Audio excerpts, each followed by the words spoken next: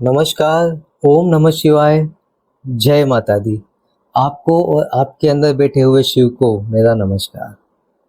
भाई और बहनों, आज मैं आपको बताऊंगा हनुमान चालीसा की एक लाइन जो आपने हमेशा पढ़ी होगी, हमेशा सुनी होगी, लेकिन कभी आपने ये पता नहीं लगाया होगा कि उसका मतलब क्या होता है। और वो है अष्ट सिद्धि नव निधि के दाता। कि भगवान हनुमान जो है, जो हमारे भगवान बालाजी हैं, उनको ऐसी कौन सी शक्तियां हैं, ऐसी कौन सी सिद्धियां हैं जिसको हम अष्ट सिद्धि कहते हैं और नवनिधि कहते हैं।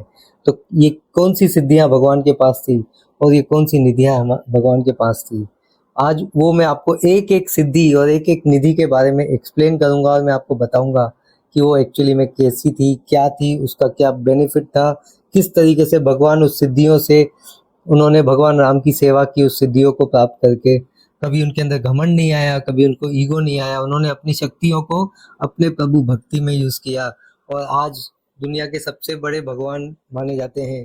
कहते हैं कि कलयुग में भगवान हनुमान साक्षात लोगों के सामने है। अब मैं बताऊंगा आपको अष्ट सिद्धियों के बारे में।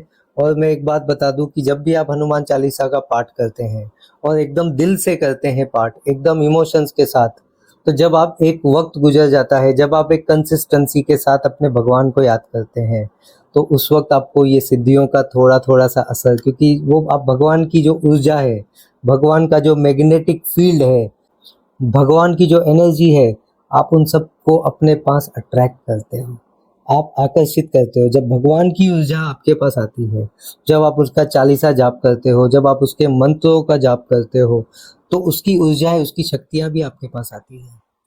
जैसे जैसे आपका जाप और आपकी जो भक्ति बढ़ेगी, वैसे वैसे आपको वो शक्तियों के भी अनुभव होने लगेंगे जिस भगवान का आप जाप कर रहे हो। मैं आपको बताता हूँ भगवान की जो सिद्धियां थी।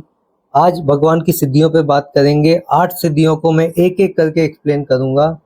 जो पहली सिद्धि है भगवान की, वो है अणिमा।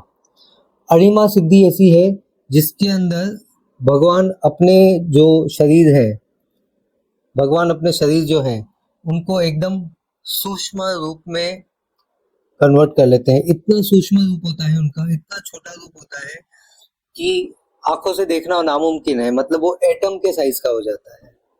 वो सिद्धि का नाम है अणिमा सिद्धि। ये सिद्धि भगवान को हासिल थी, ये भगवान की पहली सिद्धि थी, भगवान हनुमान की। अब मैं आपको दूसरी सिद्धि के बारे में बताता हूँ। दूसरी सिद्धि थी भगवान की, वो थी महिमा।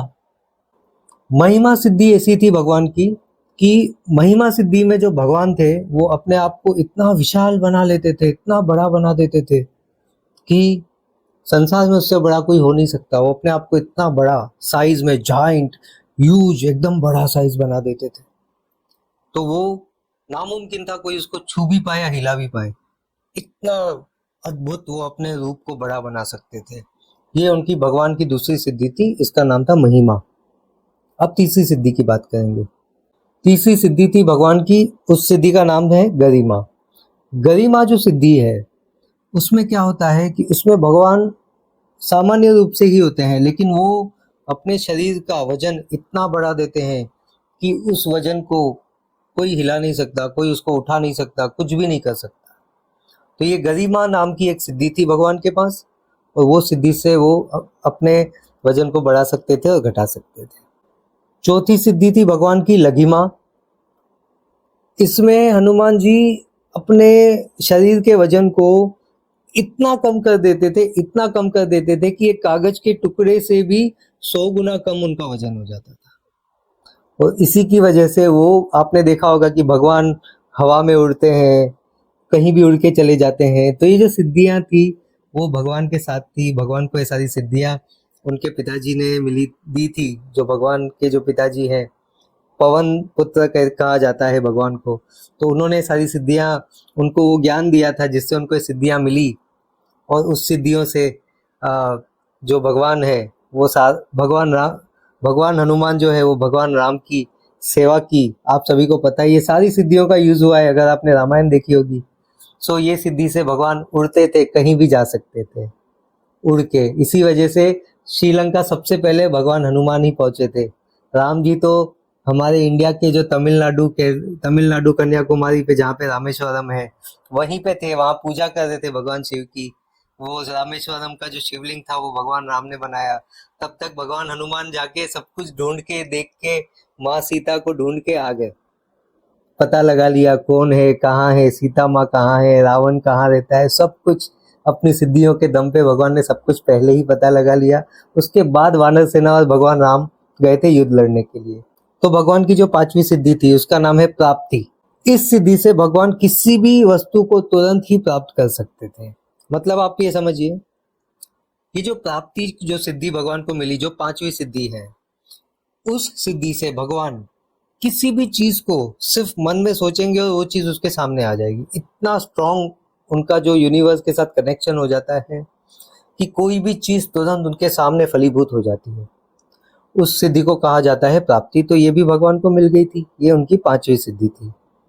अब मैं आपको छठवीं सिद्धि के बारे में बताऊंगा। छठवीं सिद्धि है प्रकम्य। प्रकम्य सिद्धि जो है उसके अंदर भगवान को ऐसी शक्तियां थी कि वो किसी भी चीज को कहीं पे भी महसूस कर सकते थे, और भगवान अगर चाहें तो वो अदृश्य भी हो सकते थे, अपने आप को गायब भी कर सकते थे। जैसे कहा जाता है कि भगवान हनुमान जो है वो एक चिरंजीवी है। वो आज भी इस प्लेनेट अर्थ पे, इस थर्ड डायमेंशन पे एग्जिस्ट करते हैं। उनका आज भी उसका कहीं ना कहीं उसका यहाँ पे वो आप कह सकते हो उसकी ऊर्जा है, वो जीवित है लेकिन वो दिखते नहीं है।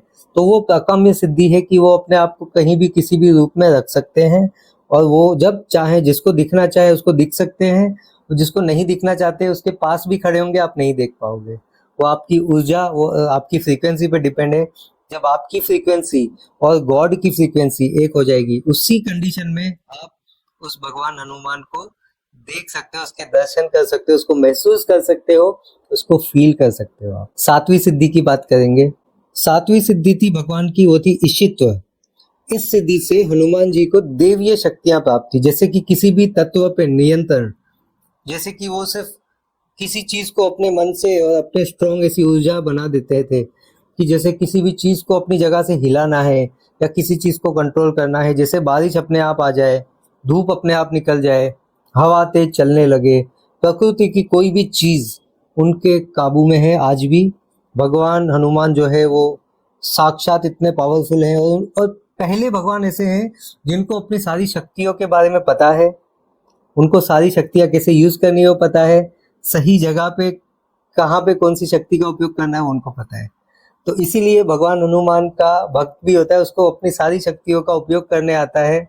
सो यही फायदा है कि जो भी हनुमान जी के भक्त होते हैं वो बहुत ही स्ट्रांग होते हैं और बहुत ही माइंडेड होते हैं। उनको सब पता है कब कौन सी चीज को कहाँ यूज करना है। आठवीं सिद्धि के बारे में बताएंगे, ये है वशित्व। ये सिद्धि हनुमान जी को एक पावर देती है कि वो किसी को भी अपने वश में कर सकते हैं और उस पर पूरा नियंत्रण होता है। तो दोस्तों, वशित्व मतलब एक तरीके से आप कह सकते हो वशीकरण, किसी को भी अपने वश में कर लेना। अगर आप हनुमान भक्त हो, अगर आप भगवान बालाजी के भक्त हो, तो बजरंग बली के भक्त हो, तो आप याद रखना, आपके पास एक ऐसी भी शक्ति होगी एक वक्त में कि जब आप कभी किसी के से कुछ बात करोगे तो वो लोग आपकी बातें सुनने लगेंगे, महसूस करेंगे, वो यहाँ वहाँ हिलेंगे नहीं। क्यों? जब आप किसी के साथ कनेक्ट होते हो तो उस वक्त आपके पास भगवान की ऊर्जा होती है, जैसे हनुमान जी के पास थी कि वो अपने किसी भी दुश्मन को भी अपने वश में करने की ताकत रखते हैं। उनके पास वशित्व की सिद्धि थी। तो दोस्तों, ये थी 8 सिद्धियां भगवान हनुमान के बारे में। आपको ये कैसी लगी मुझे कमेंट करके बताएं। 9 निधियों के बारे में सेकंड वीडियो बनेगा, इसी का सेकंड पार्ट। उसमें मैं 9 निधियां भी बताऊंगा, भगवान के पास कौन सी 9 निधियां थी। और इसी तरीके के अलौकिक, अद्भुत, सनातन धर्म से जुड़े हुए वीडियो देखने के लिए आप मेरे चैनल को सब्सक्राइब करिए, अपने सभी आध्यात्मिक दोस्तों से शेयर भी करिए। आज के लिए इतना ही। आपको और आपके अंदर बैठे हुए शिव को मेरा नमस्कार। ओम नमः शिवाय। जय माता।